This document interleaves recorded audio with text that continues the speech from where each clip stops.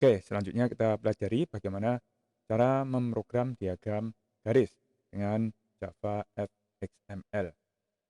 Prinsipnya sebenarnya sama dengan diagram batang, persis sama. Jadi bagaimana cara membuat objek diagramnya, bagaimana cara membuat tempat untuk menyimpan datanya itu sama. Ya, walaupun sama tidak ada salahnya kalau diulang. Ini adalah modal awalnya untuk membuat diagram garis. Persis kan ini. Ini ada line chart, line chart. Kalau yang bar chart kan ini bar chart diambil dari sini. Ini hanya ganti aja line chart. Oke, walaupun sama tapi harus hati-hati. Ya, harus hati-hati. Ini sudah disiapkan sampai ke tombolnya. Karena sudah sering jadi tidak usah dibuat dari awal untuk mempersingkat waktu. Ini ya. Ini untuk tambah sudah disiapkan void-nya. Kemudian untuk hapus juga sudah, ini yang hapus. Yang di kiri hapus juga sudah. Kemudian kalau Anda mengcopy dari proyek diagram batang harus hati-hati. Karena bisa jadi ini belum ter-rename atau ter-refactor. Ya, ini masih diagram batang. Jadi harus hati-hati. Ini bagian-bagian yang biasanya sering terlupa. Controllernya ini harus match dengan yang dibuat sekarang. Kemudian on action dari masing-masing tombol ini juga harus sinkron. Kemudian yang line chartnya karena ini baru nanti kita bahas di NetBeans. Jadi kita sekarang masuk ke NetBeans.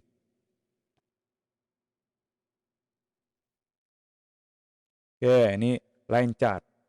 Kalau yang bar chart namanya bar chart juga kan, BC. Karena mobil ya, BC mobil ini line chart. BC mobil ini kenapa merah? Ya karena belum ditambahkan objeknya. Jadi hanya tinggal di Alt Enter kalau Anda menggunakan Windows. Itu ya. Munculnya dari mana? Munculnya dari sini kan. Tuh. Alt Enter show hint. Jadi ini bisa di Alt Enter. Nah, dia akan nambah baris import sendiri. Jadi sudah tidak error. Seperti ini. Ya. Terus jangan lupa kalau Anda menambah void atau menambah objek baru itu harus ada add fxml-nya.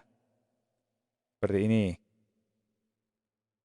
Seperti ini ya. Tadi baru saja yang line chart ini. Ini juga untuk void-voidnya.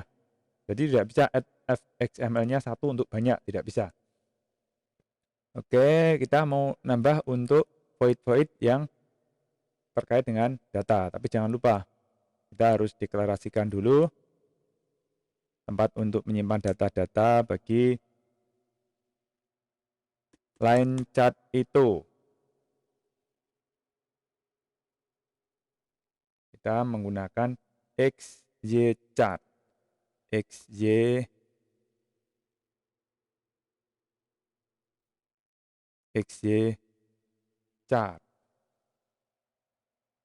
Chart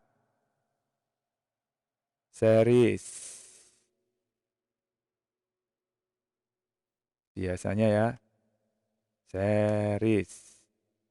Nah, ini biar autocomplete xychart series. Ini saja langsung. Series.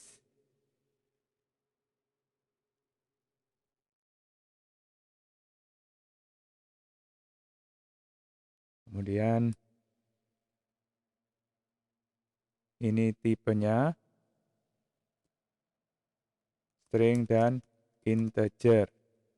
Sama dengan new xy chart series. Ya, ini saja seperti yang di bar chart. Ini. Oke, ini kenapa error? Ya saja di situ. Kurang titik koma.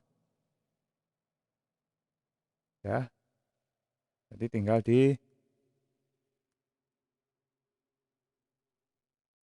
Alt Enter. Alt Enter. Oh, masih kurang titik koma. Ada di mana titik komanya yang kurang?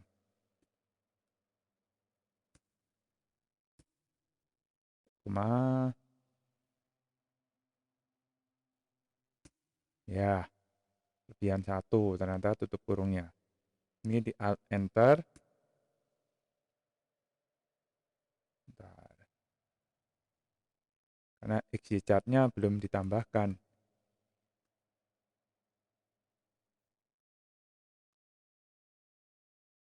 Ya, taruh di sini Alt Enter. Identifier expected malahan. Ya, terjadi error apa ini? XY chart series, benar ngetiknya. Ya, seperti yang bar chart.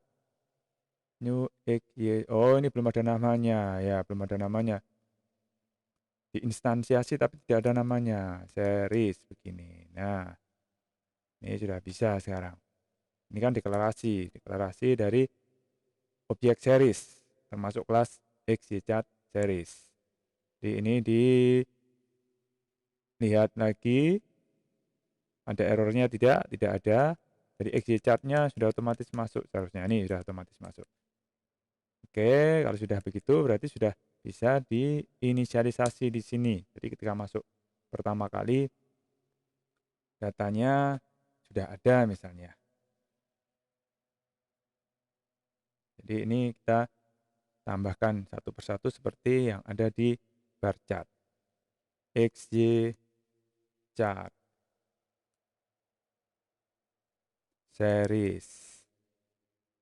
Persis seperti yang di bar chart.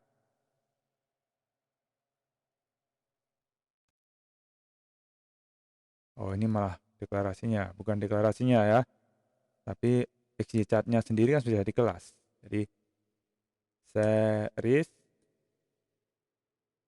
get data. Series get data.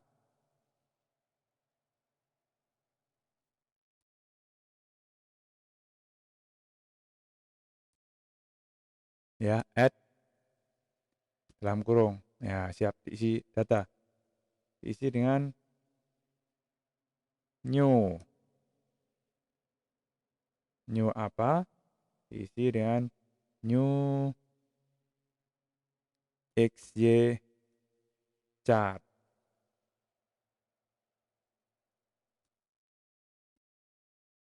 New XY chart. XY chart datanya sendiri.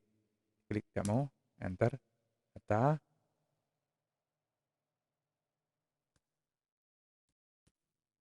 Ya, seperti kemarin ini namanya sedan.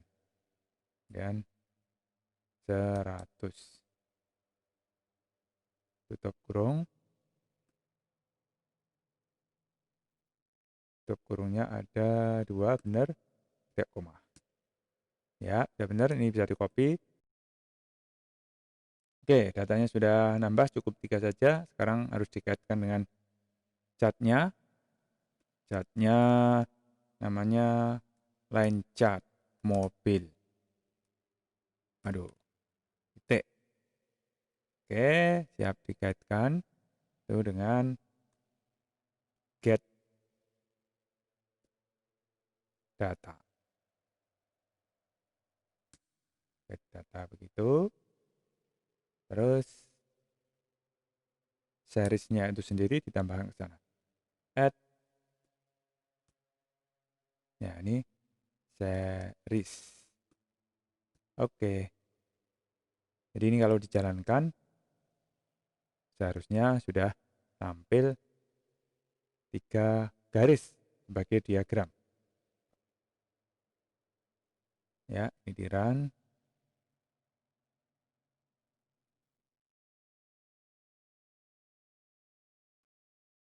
Oke, harus bersabar karena ngeran. Nah, ini sudah ada 3 data. Oh, 2 garis berarti ya.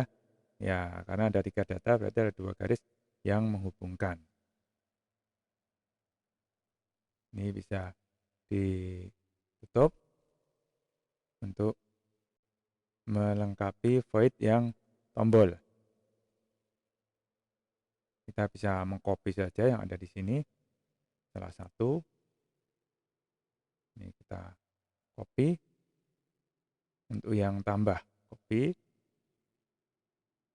Kemudian dipastekan di sini.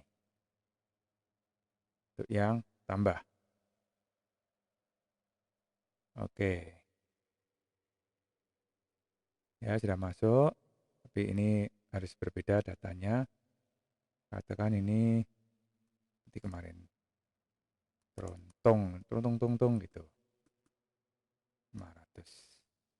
Yang hapus, ini hapus yang ketiga. Pastikan aja, tinggal edit sedikit. Masih ingat harusnya kemarin bagaimana cara membuatnya?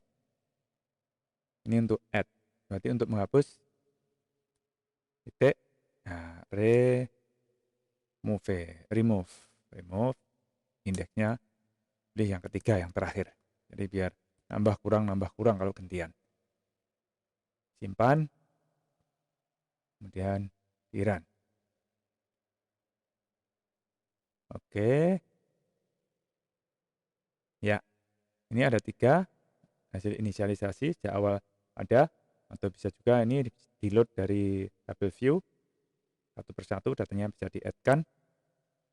Ini kalau ditambah,